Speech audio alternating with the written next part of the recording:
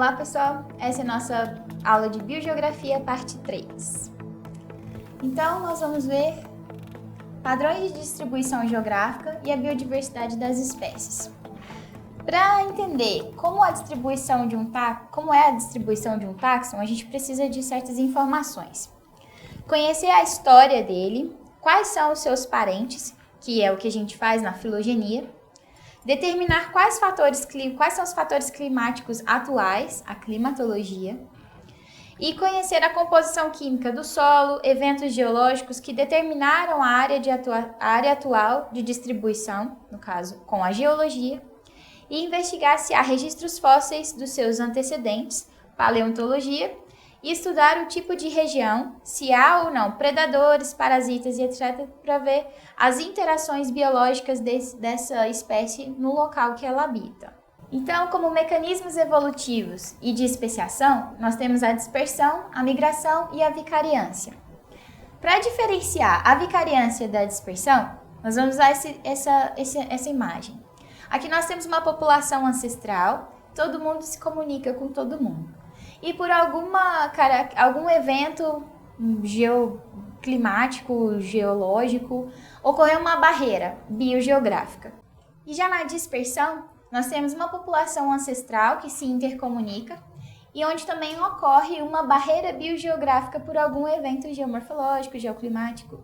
Só que essa população consegue sobrepor essa barreira, eles conseguem ultrapassar essa barreira e ainda assim eles conseguem se comunicar. Só que mesmo se comunicando, as duas populações vão ser diferentes, só que ainda assim elas vão conseguir se comunicar, diferente da vicariância, que na vicariância tinha duas populações diferentes, sem nenhuma comunicação.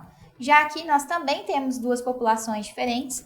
Por quê? Porque mesmo elas se intercomunicando, os fatores climáticos que atuam aqui e que na população A e que atuam no espaço geográfico A e no espaço geográfico B são diferentes e ocorrem em tempos diferentes devido a essa barreira biogeográfica.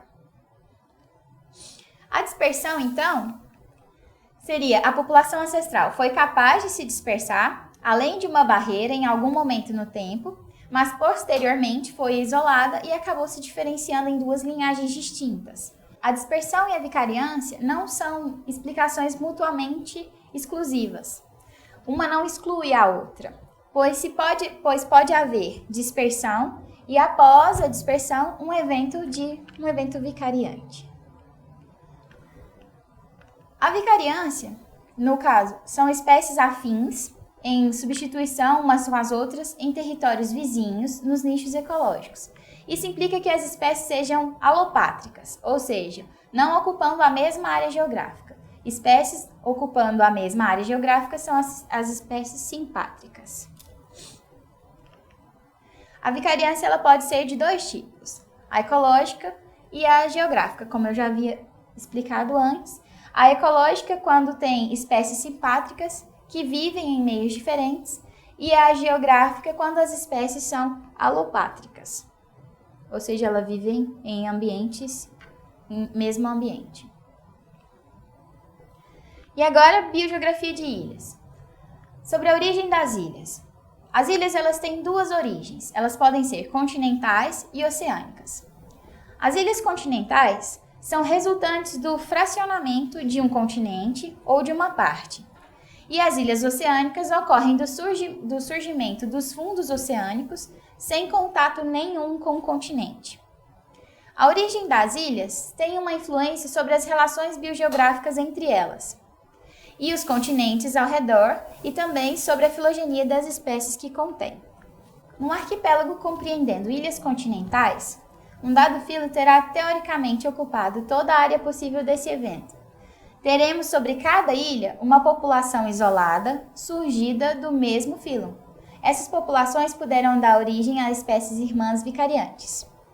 Ou seja, um arquipélago de ilhas continentais são aquelas ilhas que foram desprendidas do continente. Ou seja, as espécies já estariam nos dois lugares ao mesmo tempo, teoricamente. Num arquipélago formado por ilhas oceânicas, a colonização se faz ao acaso, a partir das terras ao redor. linhagens de origens sistemáticas muito diferentes poderão se instalar uma em cada ilha. Em seguida, cada nova população, por deriva genética, poderá dar origem a uma espécie endêmica filogeneticamente isolada. Na ilha continental, a ocupação desse evento ele não foi ao acaso. As espécies já estavam lá e elas, no momento que essa ilha se desprendeu, ela continuou lá. Já na ilha oceânica, ela não existia. E quando ela foi formada, a colonização se deu por acaso. E aí sim vem essa diferença filogenética isolada. Estabelece que o número de espécies numa ilha equilibra os processos regionais que governam a imigração, contra os processos locais que governam a extinção. Isso é, o balanço dinâmico entre a taxa de imigração e a taxa de extinção. Então aqui nós temos um quadro, um gráfico que representa a colonização das ilhas. No eixo 1, nós temos a taxa de imigração e extinção, e no eixo 2, o número de espécies. Nós podemos pensar que no começo da colonização da ilha, nós temos muitas espécies chegando e pouca extinção, muita imigração e baixa extinção. Depois de um certo tempo de colonização dessas ilhas, nós vamos ter baixo número de espécies novas e uma alta taxa de extinção devido aos processos de competição, de predação que ocorre dentro da ilha. No entanto, no meio desse processo, existe um equilíbrio dinâmico, que seria o número de espécies controlando tanto a taxa de imigração quanto a taxa de extinção.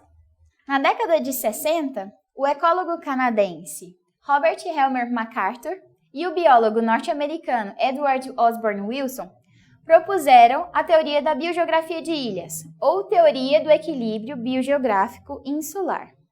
A biogeografia de ilhas baseia-se em alguns pressupostos. As comunidades insulares são mais pobres em espécies do que as comunidades continentais. A riqueza das espécies aumenta com o tamanho das ilhas. E essa riqueza diminui com o aumento do isolamento da ilha, pois a probabilidade de uma espécie chegar a uma determinada ilha é inversamente proporcional à distância entre a ilha e o continente. E a probabilidade de extinção de uma espécie varia em função do tamanho da ilha. O número de espécies em uma ilha representa um equilíbrio entre a taxa de colonização e a taxa de extinção, e o equilíbrio no número de espécies depende da extensão territorial da ilha. Vamos aqui para o quadro. Continuando com os pressupostos do modelo de biogeografia de ilhas, nós temos que ilhas pequenas têm menor quantidade de espécies do que ilhas grandes, porque as espécies saem daqui do continente para colonizar essas ilhas. Se na ilha pequena cabe uma espécie, por exemplo, na ilha grande, no caso, caberia muitas. Outro pressuposto seria que ilhas mais próximas do continente têm maior probabilidade de colonização do que ilhas mais distantes, onde o acesso a essa ilha seria um pouco mais difícil do que a ilha mais próxima. Então, conforme a teoria do equilíbrio biogeográfico insular, o número de espécies em uma ilha depende do equilíbrio entre as taxas de extinção e imigração, que são influenciadas pela distância da ilha do continente. E populações de pequena dimensão, como das ilhas, são mais vulneráveis à extinção, consequência de competição ou predação. À medida que o número de espécies aumenta por imigração, aumenta também a taxa de extinção. Assim, a raridade de cada espécie aumenta. Como nós podemos observar, aqui nesse primeiro gráfico tem a taxa de extinção ou imigração, como eu já havia explicado, e o número de espécies. E aqui no meio, o equilíbrio dinâmico, onde o número de espécies ele consegue equilibrar a taxa de entrada de espécies novas com a taxa de extinção dessas espécies. Então, nesse gráfico, nós temos a representação que em uma ilha pequena, a taxa de extinção é maior do que em uma ilha grande. E em relação à imigração, em uma ilha pequena, a imigração é menor do que em uma ilha grande, que consegue suportar maior entrada de indivíduos. E nesse terceiro gráfico, em relação à distância das ilhas, a extinção ela é maior em ilhas distantes do que em ilhas próximas. E a imigração também é maior em ilhas próximas e menor em ilhas mais distantes. E é isso. Obrigada.